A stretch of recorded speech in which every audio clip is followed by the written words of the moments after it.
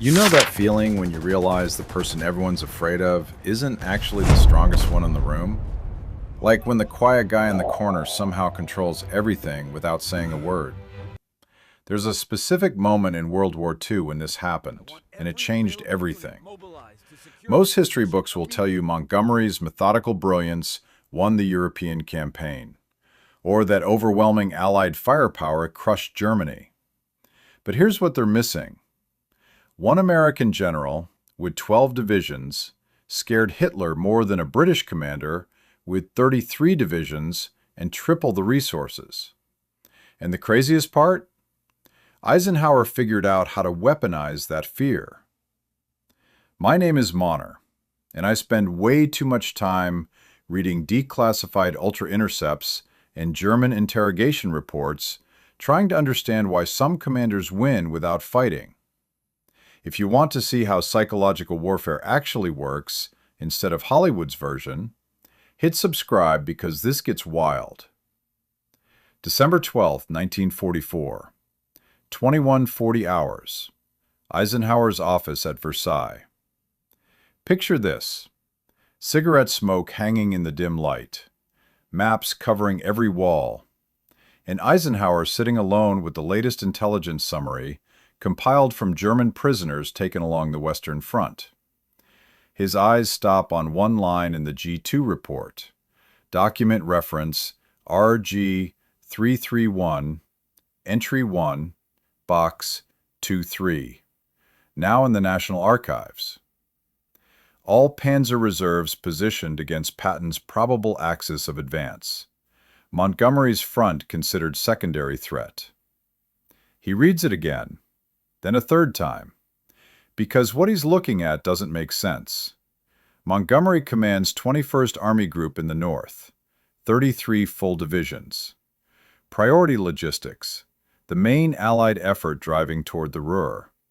Everything the Germans should be terrified of. Patton commands 3rd Army in Lorraine, 12 divisions, chronically short on fuel, operating as what headquarters officially calls a supporting effort. Yet according to this intelligence summary and 17 others since October, the Germans have positioned 11 panzer divisions against Patton, only 6 against Montgomery's massive force. Think about that math for a second. Nearly double the armored strength against a smaller American force.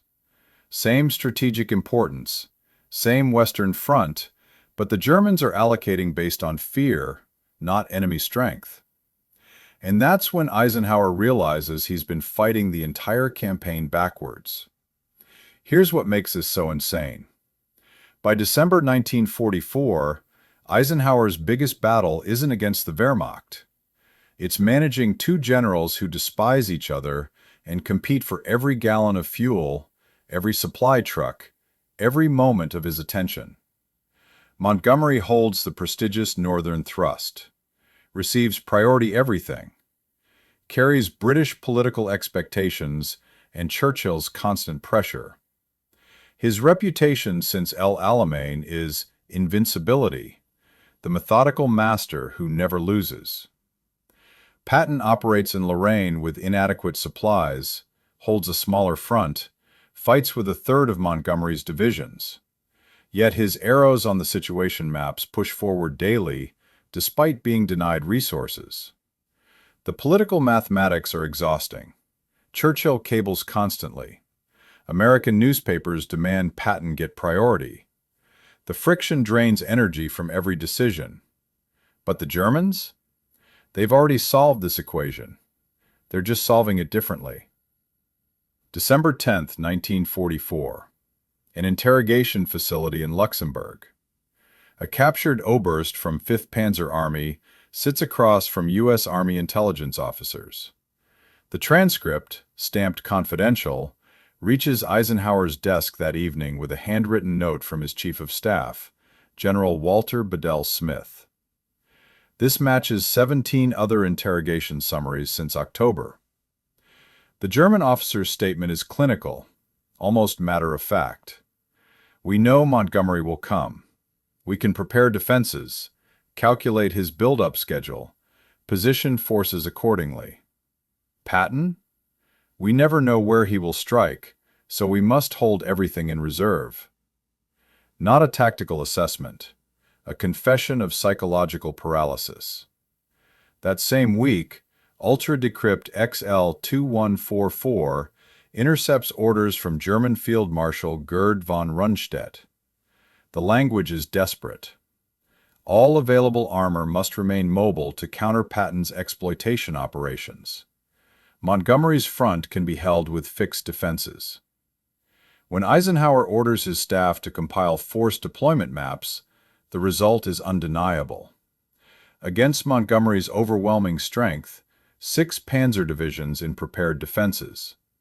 Against Patton's fuel-starved army, 11 panzer divisions plus all mobile reserves within 48 hours striking distance.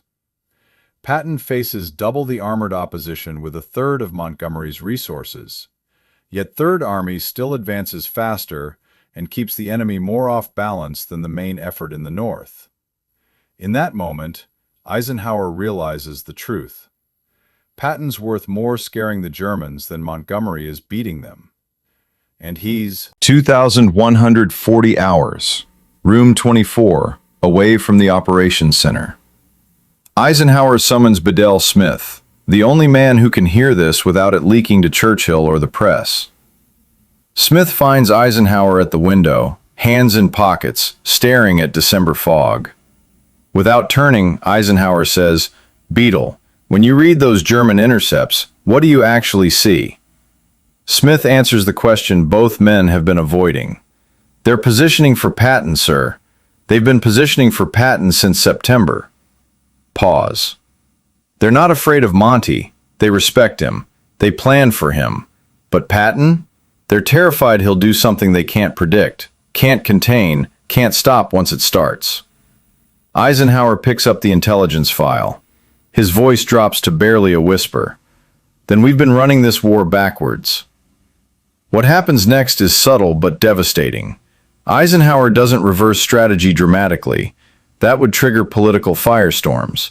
Instead, he quietly redirects fuel allocations starting December 13th.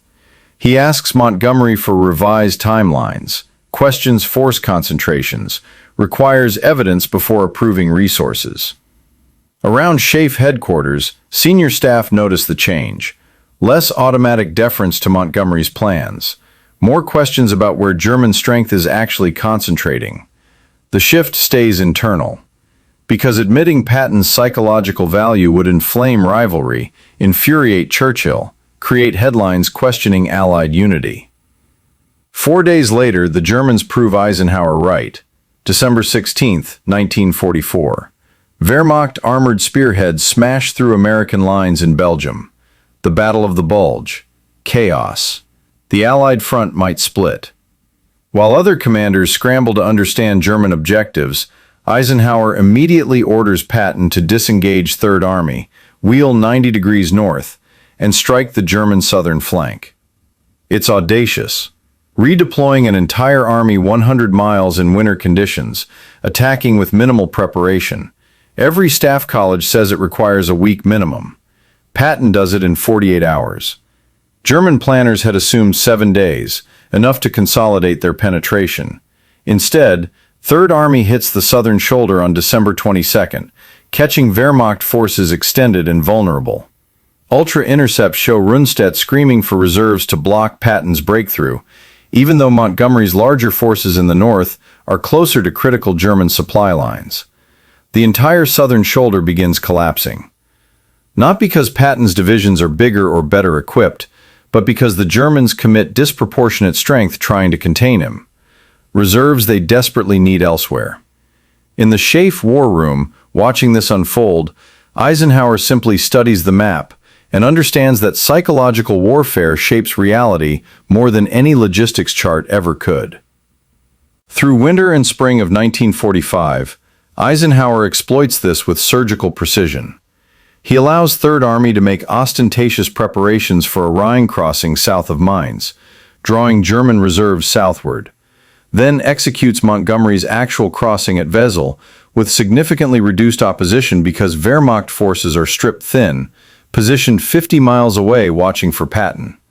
He uses Third Army reconnaissance as strategic bait, pushing aggressive patrols in sectors where he wants Germans to commit strength. They fall for it repeatedly, conditioned by months of fearing Patton's unpredictability. By April 1945, captured German situation maps show Third Army's positions circled in red ink, annotated "Hedger main threat," even when operating as a supporting effort. The obsession has become strategic paralysis. But here's what makes this truly brilliant. Eisenhower never explains it publicly. After the war, historians credit Montgomery's Rhine crossing, the Ruhr encirclement, the methodical campaigns that fit conventional theory. Patton's role as strategic scarecrow, the general whose reputation pinned down German reserves more effectively than actual combat, remains buried in classified files, declassified only in the 1970s when everyone involved is dead.